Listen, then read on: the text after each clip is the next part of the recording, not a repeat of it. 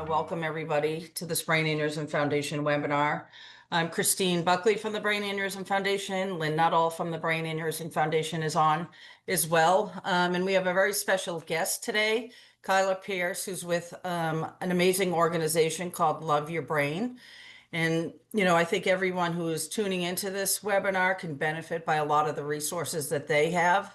And hopefully at some point, Kyla will put in the chat, how to join their community and get updates and know the programs that they are promoting, because I think they could be very helpful to everybody here or people that potentially that you're caring for. So if you don't get it from the chat, when we send out this recording, we'll also make sure we have that information available to everybody. So the topic today is self-compassion for emotional resilience after brain injury. And again, we were fortunate to have a survivor of a brain aneurysm connect us with Kyla in this organization. And we thought, wow, what a great opportunity to hear from somebody that really is working hard in this community of brain injury, inclusive of folks with brain aneurysms, and just, hear from her perspective, some care tips and what people can do when they find themselves in this situation. So right now it's my pleasure to turn things over to Kyla. She's going to be a great presenter. She's got a lot of good information, so please pay attention. So Kyla, welcome. Thank you so much, Christine and Lynn and all of the Brain Injury Foundation team for inviting me here, and really appreciate having a chance to connect with all of you. I know there's many other places you could be right now.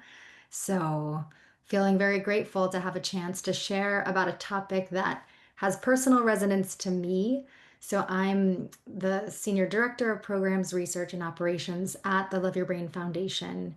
We've been around for about 10 years. We support mental, physical, and social well-being for people with any type of acquired brain injury, as well as caregivers. And the genesis of Love Your Brain was from my brother-in-law, Kyla Pearce, who sustained a very serious traumatic brain injury just about 15 years ago. He was an Olympic snowboarder vying for the Olympics, actually projected to win, and then had a bad accident in one of his training sessions. So that sent our family in a very different direction.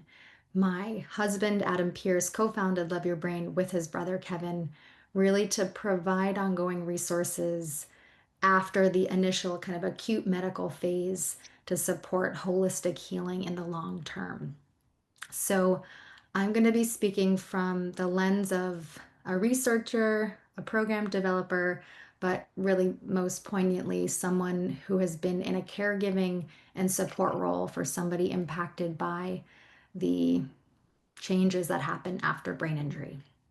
So I'm going to share some slides. I'll also leave some time at the end for questions, and just appreciate having a chance to kind of dive in and do also some experiential exercises. So I think Christine sent a reminder, if you had a pen and paper, we'll maybe do a little writing exercise if we have a chance. But hopefully this will be a blend of information, but really experiential tools that you can take away and apply in your daily life. Okay, so I'm going to go ahead and share my screen. And so I hope after today's session, you'll leave with a clear understanding of what really self-compassion is, since there's definitely a lot of misunderstanding and maybe some connotations that you already are kind of bringing in with you. Gain some new tools for how to incorporate positive self-talk, and then practice applying self-compassion to your own life to really support a sense of emotional resilience. So self-compassion is defined by a really pioneering researcher, Dr. Kristen Neff, as an attitude of treating oneself with understanding and warmth in difficult times, and recognizing that hardship is part of being human. And I know, especially after a brain aneurysm and other types of brain injury, this is so alive. Life changes dramatically, both at that instance and in the long term. And it can lead to a cycle of a lot of emotional, a lot of mental health challenges, and a lot of emotional resistance to how life is now. So, we're going to talk more about how normalizing that and then how to approach maybe with a little gentler way of being. So, what I like to start with is a little bit of a story that I think really can help in a more embodied way connect us to this feeling of compassion because it's normal for our emotional regulation system to pick up on threats or have judgment. That's just a normal part of our wiring. And so, how to then shift and bring in more softness and understanding to then allow compassion to be more cultivated. So, imagine that you are walking into a forest. You look around and you see big, tall trees. Perhaps this is a forest behind your home or one that you've explored in the past. You smell the earthy scent of the woods. And you walk down a path, easily soaking up the beautiful nature around you. And then you see a little farther away, there's a dog curled up at the base of a tree.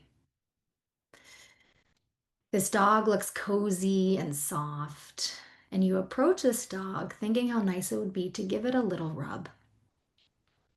As you get closer, the dog looks up and all of a sudden jumps up, baring its teeth, looking angry and fierce.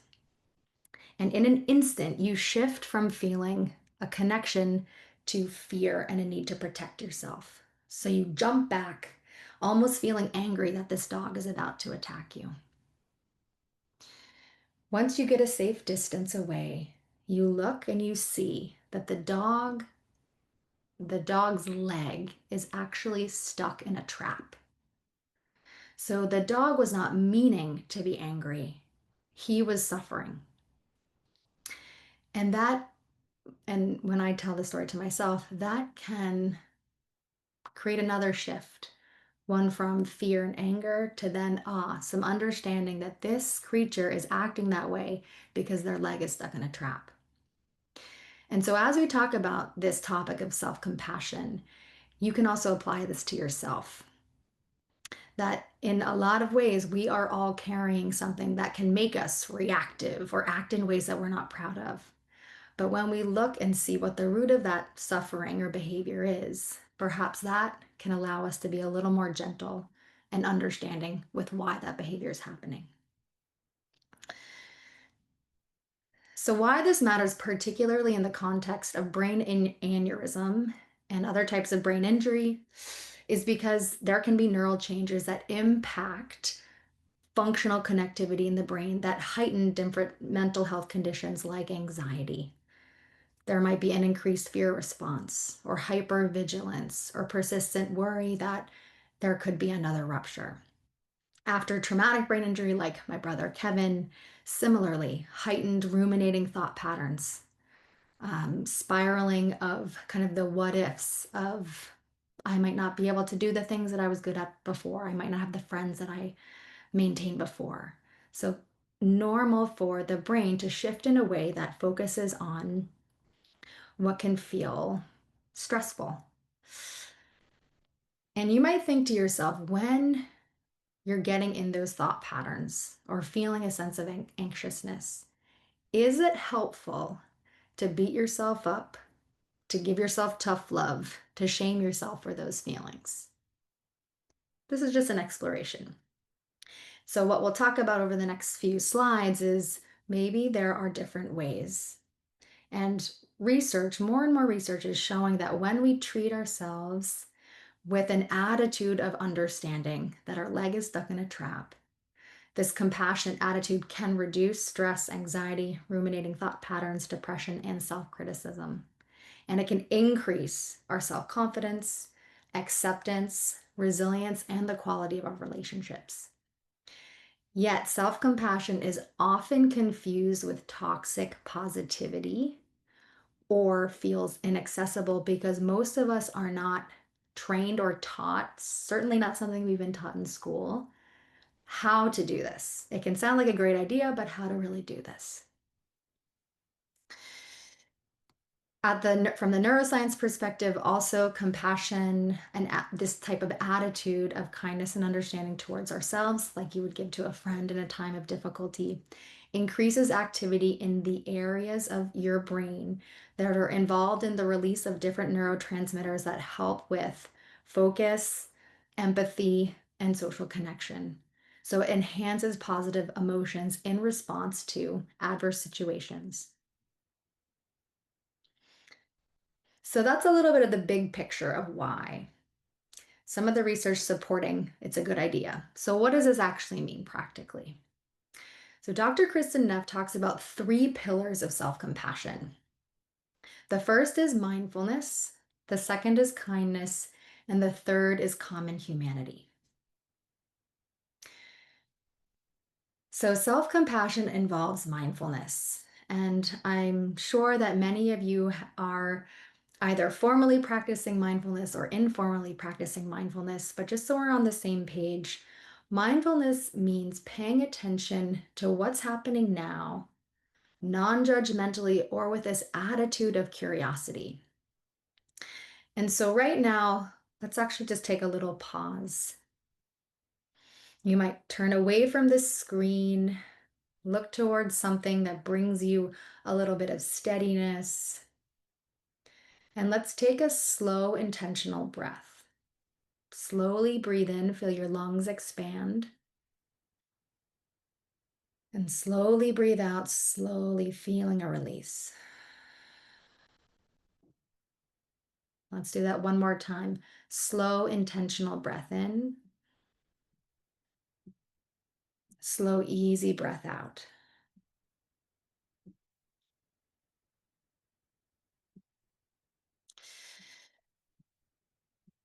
And just for a moment, recognizing, do you feel perhaps a little more here?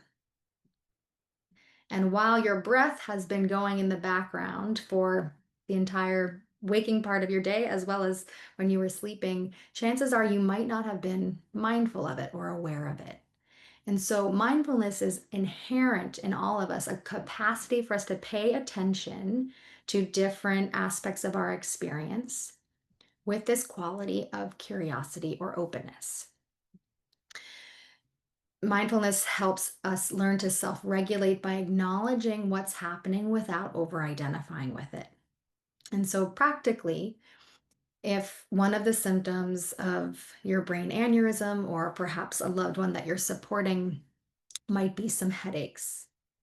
So having a mindful approach to headaches might look like, I understand there's a lot of pain right now. So that's an acknowledgement and openness to this truth versus, I can't believe I'm in so much pain right now, which adds a little bit of charge to it. So by becoming aware of what is true for us, that's really foundational to then being able to bring an attitude of understanding and kindness. So let's just do a mini practice that, especially if you're feeling anxious or kind of getting in that spiraling thought pattern of anticipating something going wrong in the future, it's helpful to kind of disrupt those patterns by coming into some anchors that feel steadying for you. And there's many different ways to do this, but I'm just going to offer a practice called 3, 2, 1. And I'll guide this, but the intention here is to use senses around you or within you to help bring your attention back to something that feels grounding or steadying. So let's again turn away from the screen and rest your hands somewhere easy on your lap or by your sides. And you might just imagine that if there's been something stressful, not the biggest stress, but maybe something that's caused a little bit of stress for you today or over the past few days, something that you might want a little bit of pause from. So as you're ready, invite you to look around your space and name silently to yourself 3 things you can see.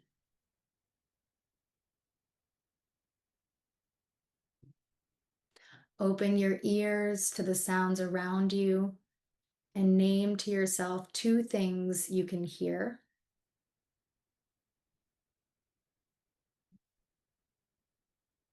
Send your attention into your body and sense 1 thing you can feel.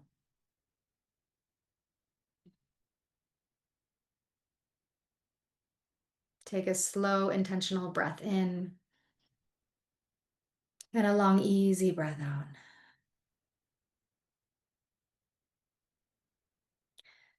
Tuning in, where's your mind?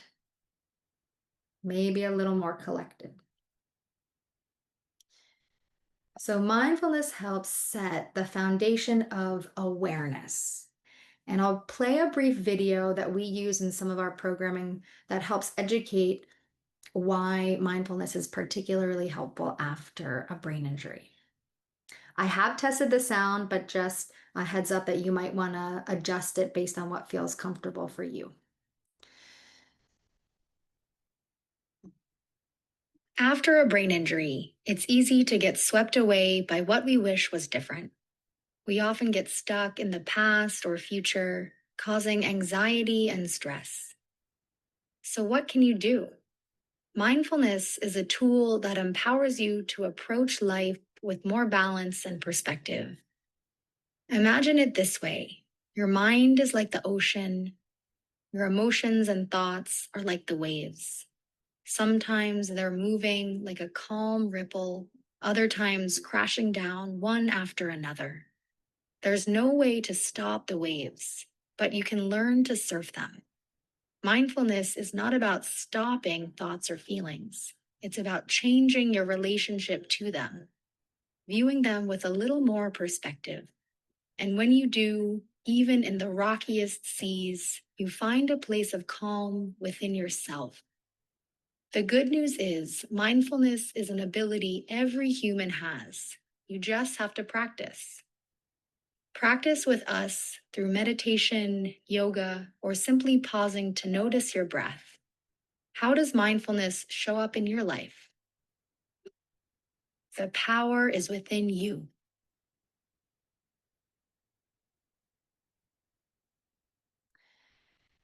So, what can be particularly helpful about mindfulness too is more awareness of how to rebuild mind body integration.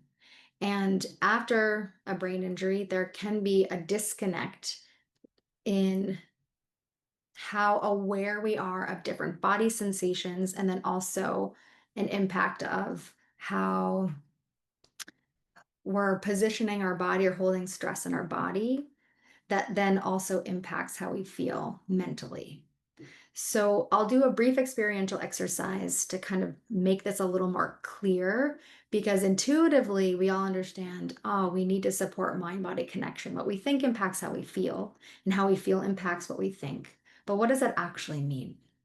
So I'm going to guide a little bit of a visualization. Again, you're welcome to turn away from the screen. If it feels settling for you to close your eyes, you're welcome to, or just gaze towards something that brings you a little bit of ease. And if you'd like, imagine that you are entering into your kitchen. You look around your kitchen and see some familiar objects. You see your refrigerator. You see your sink. If there's any dirty dishes, no worries, you can get to those later. You see a counter, and on the counter, there's a bowl of bright yellow lemons. You approach this bowl and reach for the biggest, juiciest lemon and place it on a cutting board. You reach for a knife and begin to cut into the lemon. The juice drizzles out. You reach for 1/2 of the lemon and slowly bring it up to your nose. Taking a slow inhale, the scent of the lemon infuses your nostrils. You bring it up closer towards your lips and slowly open your mouth and sink your teeth into the flesh of the lemon. The sour juice sprays into your mouth, down your throat. a moment just to notice any sensations that might be present here. And if you're willing to drop in the chat after you return to the screen any sensations that you might have noticed. Curious to hear if there are any reflections from the group. Did you notice anything as you were doing that visualization that you actually felt? I see somebody wrote salvation. Yes, so salivating. So some people often will feel kind of the saliva starting to build in their mouth from that. What about any others? Squinting pucker. Yes, so kind of some facial impacts, a sour face, like that kind of that sourness, brightness of the lemon. Even smell the sour scent of the lemon. Great. Thanks everybody for adding in here. So what is really remarkable about this is we didn't actually eat this lemon. We are just by visualizing or thinking about it, it has a physiological impact in how we feel. So this underscores why if we have thought patterns that are trending to beating ourselves up, that will have a physiological impact. So moving from mindfulness, awareness of what's happening right now with an openness or a curiosity, to then bringing this attitude of kindness. So treating yourself the way you'd treat a friend. When friends are in a state of distress, you might approach them with gentleness, with care. And for most of us, this inner voice of how we talk to ourselves might sound more like a voice of might sound more like an inner critic. I know it often does for me, and we're going to talk more about this. So this looks like I'm human and I make mistakes. What can I learn from this? Versus I can't believe I messed up. What's wrong with me? And you might repeat both of those statements to yourself and sense how it feels for you internally when the same using mindfulness that this mistake happened, but then how we respond to it and talk to ourselves about it is really important. And so after brain injury, some of the impacts can include an increase in ruminating thought patterns. So we call these automatic negative thoughts or ants, and they're normal. Evolutionarily, all humans have been wired to pay more attention to negative rather than positive information because negative information or threats are what help keep us alive. And research shows that we need 6 times more positive than negative comments to believe in our own goodness. So this is actually a practice. And if you're one of those people that is relating to, oh, I have ants, and here are some of the flavors of them, you're not alone. And so all of us can take these learnings to help dismantle some of these thought patterns. So you might think for yourself, does this feel familiar? So some of the flavors of ants, they might show up as mind reading, thinking we know what others are thinking and assuming the worst. You might feel guilty thinking, using words such as should and must, and dwelling on our mistakes. You might have fortune-telling ants, focused on the worst outcome that could happen. Comparison ants, judging yourself against others in a way that makes you feel less than. Or blaming, fixate on mistakes, put yourself down and feel like a failure. So I find it really helpful to normalize that all of us experience these in some capacity. So it is normal. And then what can we do about it? So here's an example that might relate to some of you here. So knowing that, and Christine sent me some of the questions from people who had signed up for this, and a common theme was around anxiety and sometimes worry that what if a rupture were to happen again? So also just want to bring and invite some self-compassion if this exercise is stirring for some of you. So how might you hold yourself with some gentleness? And we're going to talk through this and then what to do about it. So if you might start to see yourself going through this thought pattern, if perhaps there's You're feeling a little bit of a headache or some dizziness. The thought springs, what if this happens again? What if this headache is a sign? What if I did something to cause it? No one understands. And then it just cycles back through. So, normal thought pattern. Your brain is trying to protect you by having these automatic negative thinking patterns, trying to protect you. But is it helpful? And what's a very common thing, and you can notice for yourself, is a lot of these what if statements. So the what ifs are a lot of, can be a signal of ruminating thought patterns. If you start to spiral into what if this were to happen, what if that, that's very future oriented. But if we can use mindfulness techniques, even like that 3-2-1, to help ground us into what we know to be true right now, that gives us some foundation of steadiness to then be responsive to what we need. So simple shifts can change this voice of inner criticism or protection to an inner coach. If you hear your mind saying, what if this happens again? Using mindfulness to name and acknowledge it. I notice my mind is scanning for danger again. My fear is trying to protect me. Is this headache a sign? What if I did something? My body has healed before. I can trust my care plan.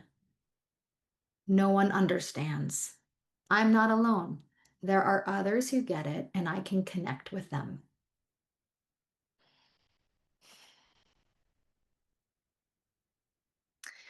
I'm going to play another video that is also a technique that we use in some of our programs around how to interrupt these ants by using an intention. An intention is a short word or phrase that connects you to a feeling that matters to you.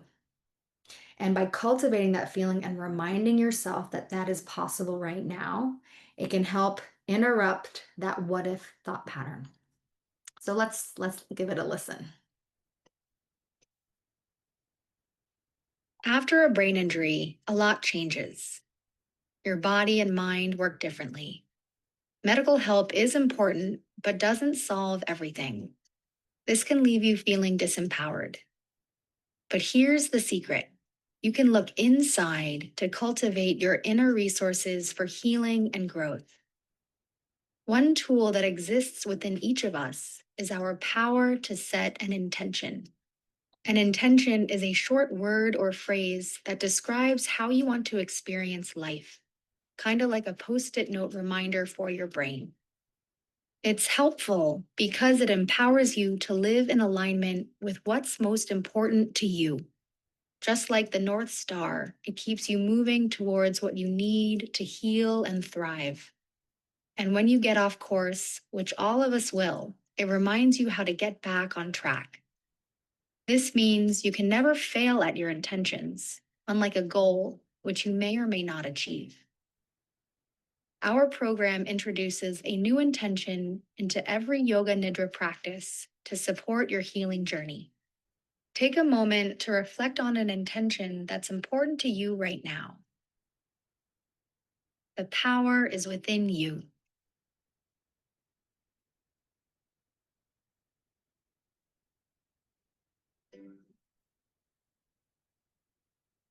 And in a moment, we will actually do a little bit of a writing exercise where you can create your own intention or word or phrase as an anchor to help bring some self-compassion when you're noticing anxiety or challenging thought patterns. But first,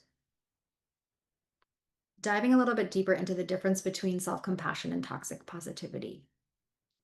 So knowing that self-compassion is the practice of showing yourself some understanding during difficult times. Sometimes that can be conflated with this idea that I'm just going to pick myself up by my bootstraps, find the best in everything, and figure out a way to be positive. And so here, toxic positivity means convincing ourselves that everything is okay or looking on the bright side while suppressing any negative feelings, reactions, or experiences. And so what's really critical to distinguish is that with self-compassion, we're not denying that life is hard right now. I'm feeling anxious about having a recurrence of symptoms or even another rupture. So that acknowledgement, using mindfulness to tend to the truth that that's a hard weight to carry, is critical in self-compassion. And then bringing a quality of, I see this difficulty. I know you're doing the best you can, or I can, and I'm not alone in this. Versus, I'm just going to figure out a way to be positive about this and suppress what's difficult. So it's really about holding the difficulty with a quality of care and understanding, like you would with a friend. You wouldn't just tell a friend, all right, don't worry about that. Find a way to be positive. So we're not really, importantly, not trying to suppress what's hard, but just respond to it with more kindness.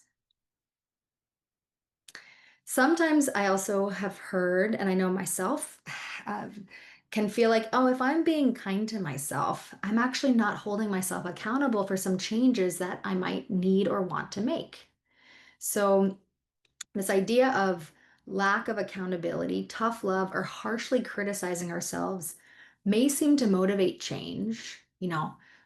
Come on, try harder, you can do this better. But actually, so that type of language, but it actually amplifies fear of messing up and keeps us trapped in unskillful behaviors. And of course, there's a continuum here. And you'll have to find what really feels motivational for you. But you can think to yourself, just in the history of your life, maybe you've had family members or teachers. Some people take more of that tough love approach.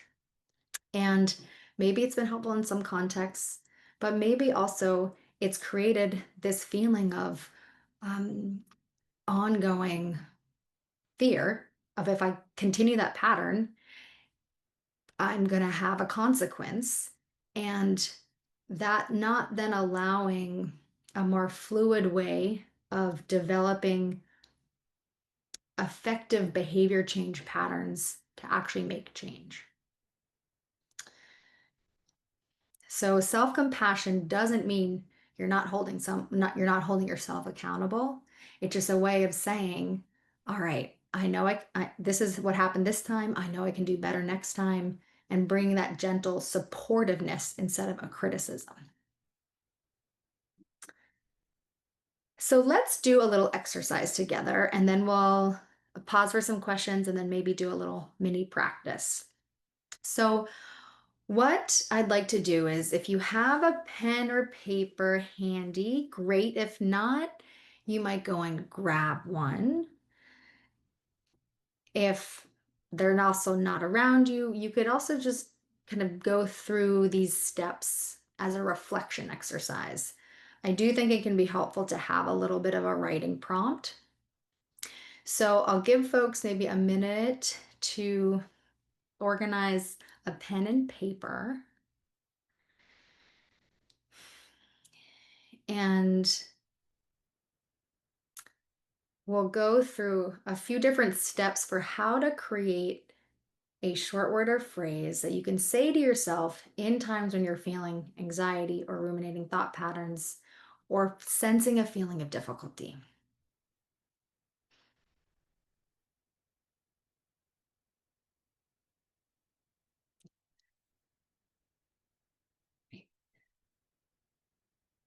Okay, so I see most people are here. All right, so let's give this a try, and then we'll have a chance for some questions and then also some shares, because I'm very curious what people are going to come up with. So I'm going to read these. I know there's a lot on the screen, but the invitation is to think about a situation in your life that brings up some negative self-talk or one of those automatic negative thoughts. When you start to compare or to blame or to um, to assume the worst of the future. So take a few minutes to write about the situation. What are you doing and who is here? What's a situation where those spiraling thoughts, I'm not good enough, I should be doing this differently, something bad's going to happen in the future? Write about that for, I'll put a timer on here for maybe 2 minutes.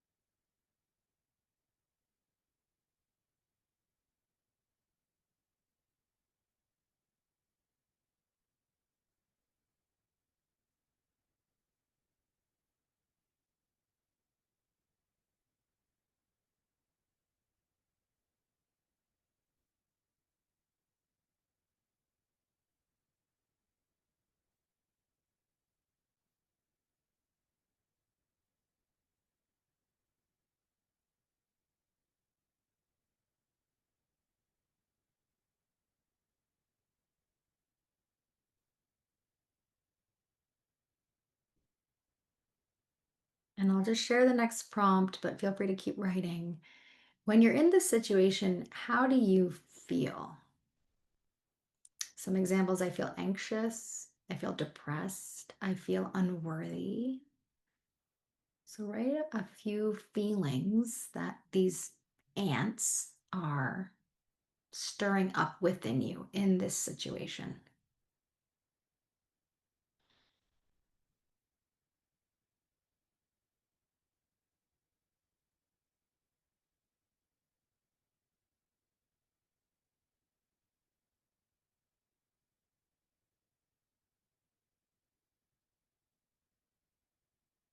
And then, what kind of negative self talk arises? What are the things that you're noticing that might spiral in your mind? I never get it right. I should try harder. They won't understand me. They will never understand me. What are those specific thoughts that come up?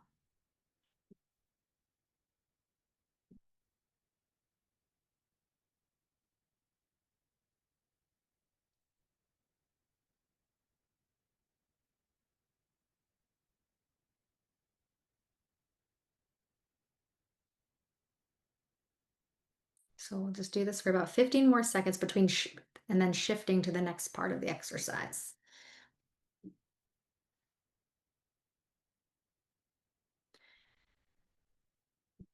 So imagine yourself in this situation again, but you're now with someone you trust.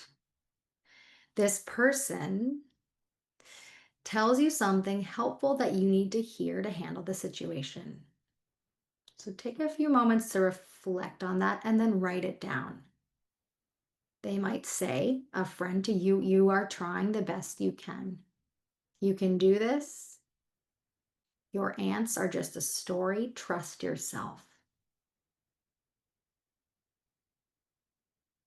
So if a dear friend were with you or someone you trust, what would they say to you?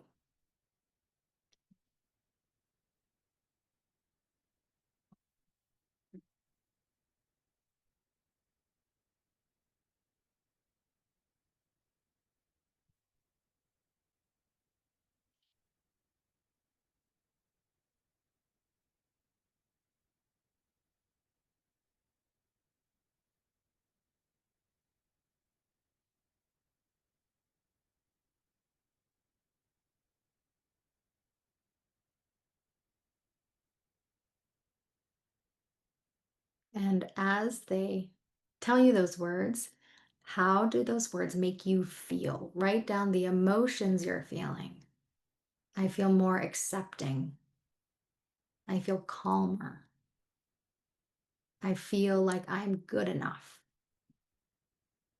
I feel like I'm okay.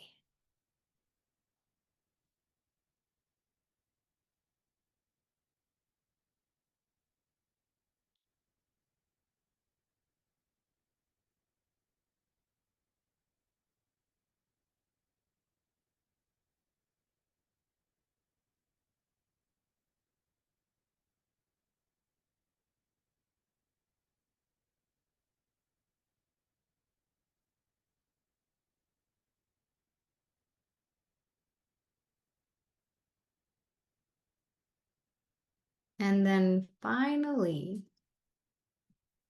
use the statements from these previous questions to write down an intention. So that means something that you say that's personal. So it's in the present, and it's possible. So if you said before, you feel calmer after your friend said that, perhaps your intention is I am calm, or I trust myself, I am enough.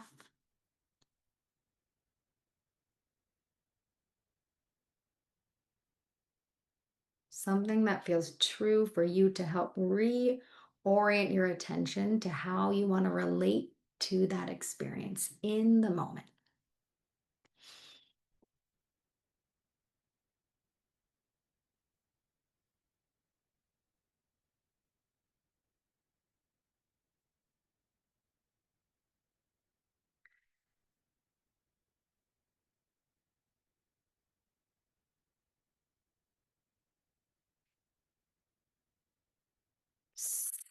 So let's see where we are at. Are people still working on this? Or do you think a good time to reconvene? Reconvene, okay. So I'm going to actually stop sharing my screen before I talk about the third pillar, common humanity, and see if maybe there's someone who is willing to share where they landed. And I can give you a very practical example. It's not about brain injury, but it's about, just to give you an example of how this can take shape in daily life. So, whenever I give presentations, I used to experience a lot of social anxiety as a young adult. Whenever I give presentations, especially to new communities who I haven't built a relationship with, I always feel some of the ants of what if they aren't going to connect with what I'm sharing? What if they're going to think that I'm not qualified for this? And I come back to this intention of I care. And that really helps me get to the bottom of the why I'm doing this. And because I care so much about this topic and supporting people impacted by brain injury to access tools to support their own healing and well being, that's what helps my mind kind of recenter and be able to show up.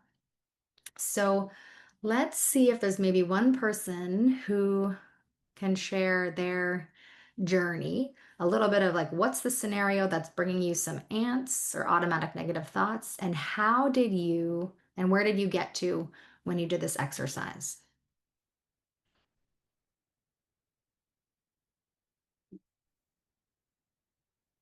And I know this is a hard one, so really want to celebrate folks for going through this, or listening. So Judith, I see your hand. Would love to hear from you. Yeah. Well, I don't know if I reached a conclusion, but a situation that I have is that I cannot stand waiting on lines in stores or airports because standing still makes me anxious. Like I feel like I'm going to get dizzy. So when I'm standing on a line, if there's somebody in front of me, I start to get annoyed with this unknown person because I feel like they're intentionally taking too long. There's like, it's not just a simple return or simple transaction. It's like becoming more and more complicated. So I start to get annoyed with this unknown person. And if I was with someone who said, you can do this, I start to feel like the person I'm with is minimizing what I'm going through and they don't understand it at all. And that's where I am. So I feel like the person who says to me, you can do this, is minimizing my feelings of anxiety.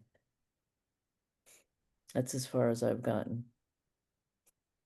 Really appreciate you sharing, Judith, because I am confident that there are many other folks in this group who feel a similar someone else is annoying is causing some feeling within me.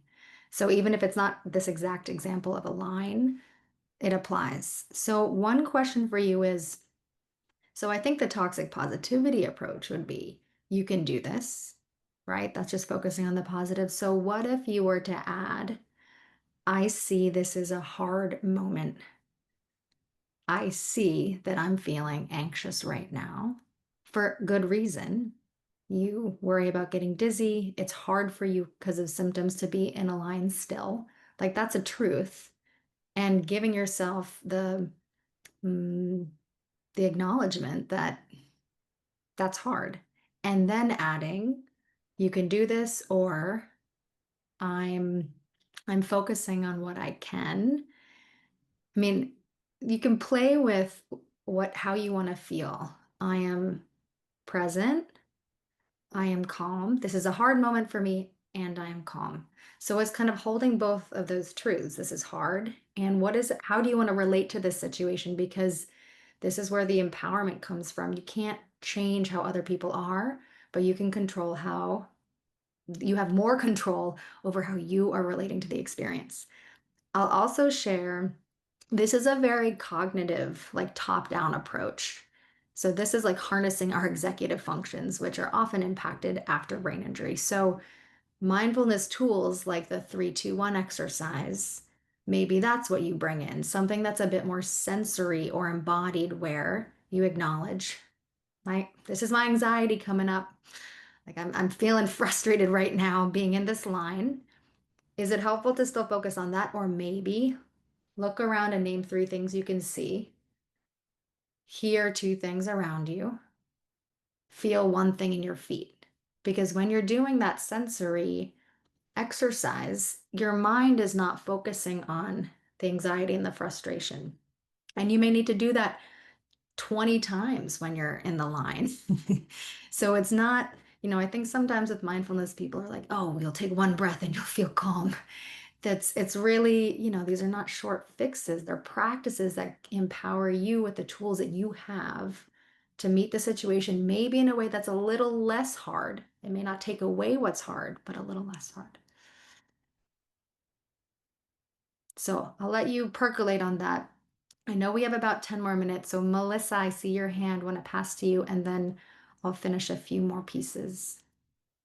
Hi, Kayla, and hi, everyone. I'm Melissa, and my problem, or yeah, listen to how I say that already. Um, my house is an absolute mess. And it makes me feel, I don't know, it feels like a hug. And my family's getting really tired of the way our house is dirty. Um, and when I start in on cleaning it, it just brings me to tears because I've got boxes of stuff I got from my parents, and they're both gone now. And if you tell me that you want to wear the yellow sweater, I can find it in a heartbeat, but it might be under a pile of other clothes that are brown and black. Um, it's it's frustrating because it's everywhere I look, and it depresses me.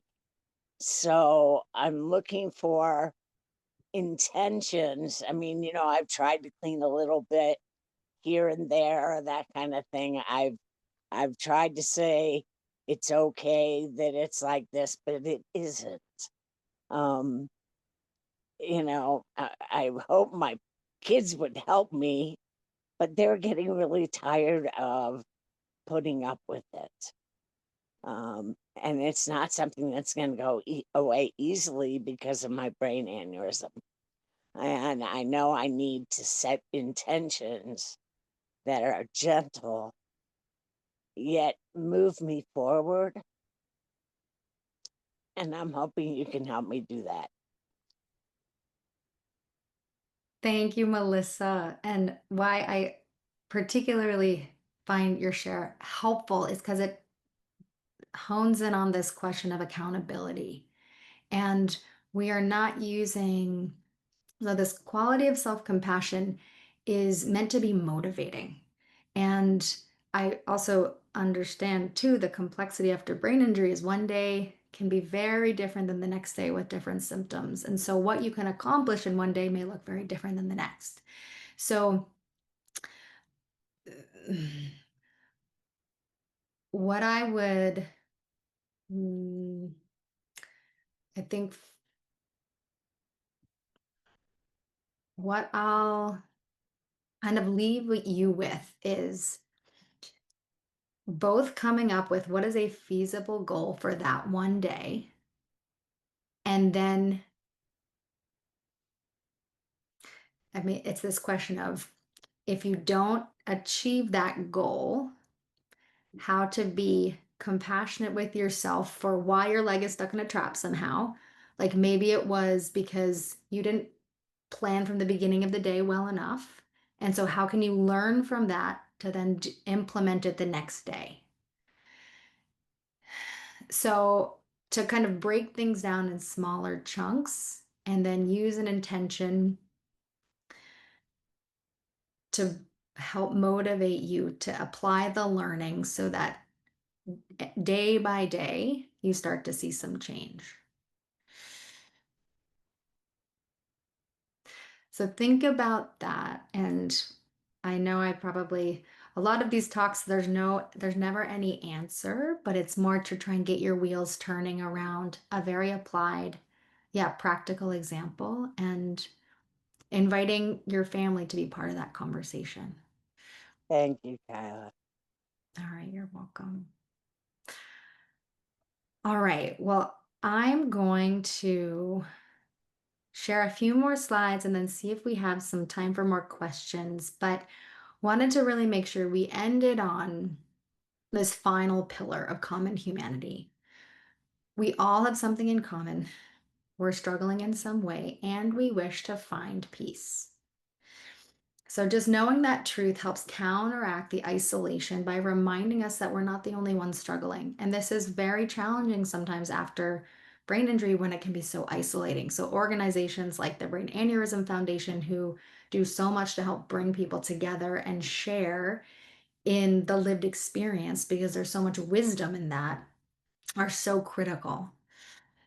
So, reminding yourself, Melissa, I'm not the only one struggling with having big goals and not being able to achieve what I wanted for the realities of my brain injury.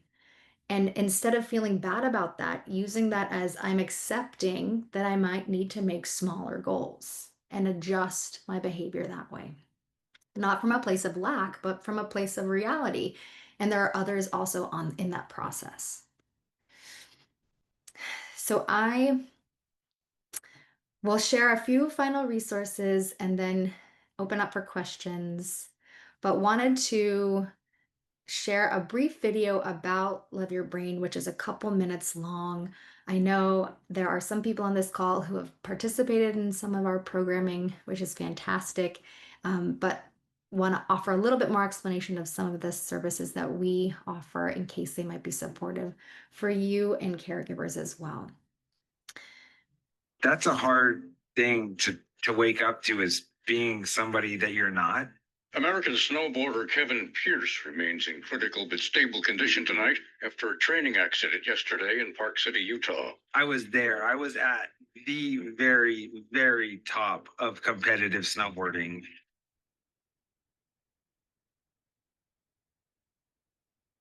And then in a split second, everything was taken away from me. I lost my abilities. I couldn't even stand up by myself. I couldn't even eat food by myself, much less was I going to go try and snowboard.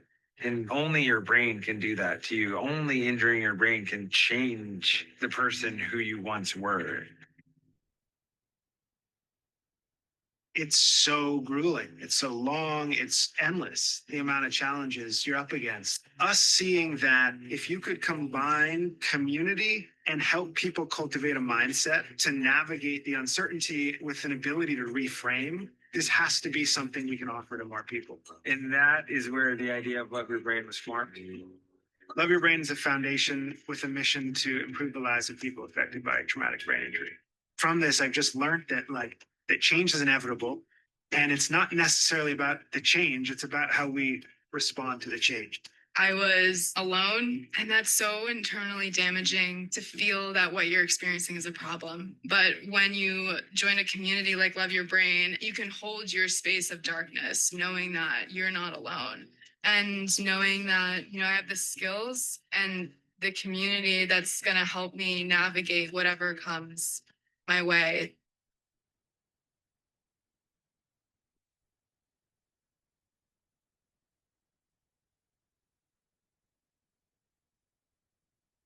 So to end, some folks might find some of the programs that we have useful. They're all free. We have our Love Your Brain Mindset program, which is a 6-week mindfulness, yoga, and psychoeducation program that uses tools to enhance self-compassion and emotional resilience. It's essentially a peer support group with a curriculum that focuses on resilience, mindfulness, intentions, realistic optimism, positive thinking, and gratitude. These are offered every quarter, so our next round of programs will happen in November. Will be open for registration in November. So coming up, and we'll start in January. One of our program participants wrote, "I'm able to recognize when I have these automatic negative thoughts and have been able to disrupt these patterns. As a result, I put less pressure on myself and I'm able to achieve more within my abilities." We also offer free holistic health retreats in Maine, Colorado, just opening and launching in Oregon and Arizona that blend mindfulness, movement, brain health, nutrition, and community building. All programs are for any type of acquired brain injury, so brain aneurysm, TBI, concussion, stroke, anoxia, and tumor.